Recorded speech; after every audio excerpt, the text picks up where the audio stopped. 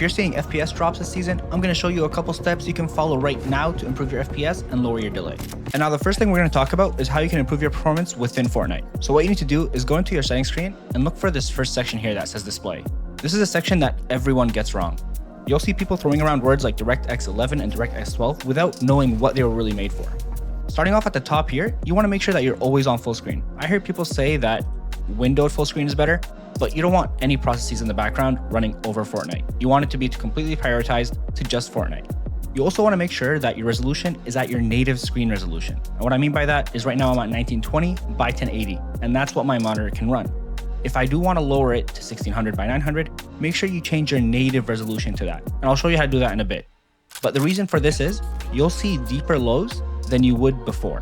And so while this will increase your FPS on a base case, when you go to the late game or you get a busy part of the game, you'll notice that your FPS drops a lot lower than it should. And while this is a way you can improve your FPS, I don't recommend it as a first resort. But that takes us to the most important thing, the rendering mode. One of the most misunderstood things out there. You'll see 4 options: DirectX 12, Performance, DirectX 11, and Legacy Performance. Now, these can go into 2 classes, right? 2 that work on DirectX 12 and 2 that work on DirectX 11. The description here tells you that DirectX 12 is a newer graphics API. And what that means, it's how your GPU and your hardware communicates with Fortnite. Knowing that this is a system that Fortnite is going to use to communicate with your GPU, it's the most important thing you can change. DirectX 12 is implemented for newer GPUs, while DirectX 11 is for older ones. And that doesn't mean it's worse, it just means it's more optimized for what was implemented and built back in the day. And GPUs have changed so much in the past couple of years, so it is important that they did add a new performance mode. Now, I do believe the cutoff is around the 3 series, but so many people have different opinions on that. But what you'll notice is depending on your system, each performance mode might be better or worse. I'm running a 3060 right now, and if you do have a 3060 running, it's best if you go for performance. But one thing people forget is your CPU can determine what you should use here too. And what I mean by that is for specific CPUs, they can bottleneck your GPU. And so your graphics card won't work to its optimal level if you have a lower end CPU.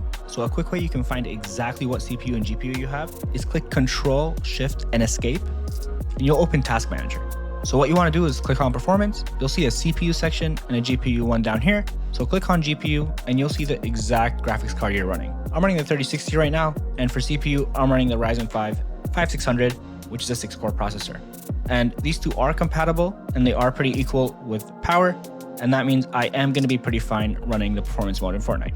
Depending on what you have, you may need to run the legacy performance mode. So what I suggest doing is taking this name right here and this name right here and just writing them down in the comments below, and I'll reply to every comment we have to tell you exactly what performance mode you should be using. Or something else you can do is just try them out both and see what works better. It might take you a full game to figure it out, because sometimes in late game you start to see it stutter. And just know, if that's happening, then you should switch to the next performance mode. Making sure your VSync's off, let's scroll down in video settings until we get to 3D resolution. I find that 85% is a sweet spot, but if you do run it at 100%, you're going to be killing your GPU.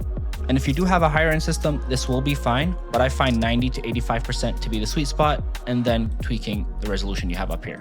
Scrolling back down, I have everything on low and near, and this is just to optimize the amount of FPS I can get. And that's the goal right here. Going through all the other settings in Fortnite, what you want to make sure you have disabled is if you go to game and scroll all the way down, make sure you have energy saving off and make sure you have replays off. This mainly helps with delay, but it's definitely something you want to keep off. Now, shifting off of Fortnite, how can you improve your FPS if you've already done all those things? And that's where making small tweaks on your computer could go a long way. So we're going to start off by going to settings. When you get into settings, you want to click on system and go straight to notifications. While this doesn't seem like it would help, this is something that's been reported to increase your CPU usage, and that's something you want off while you're playing Fortnite. Right after that, we want to shift to personalization. And within personalization, just click dynamic lighting and make sure that you disable dynamic lighting. So this is a process that will be running in the background and also taking some CPU processing power. If you turn these off, let's go switch to apps. And in apps, just click on startup.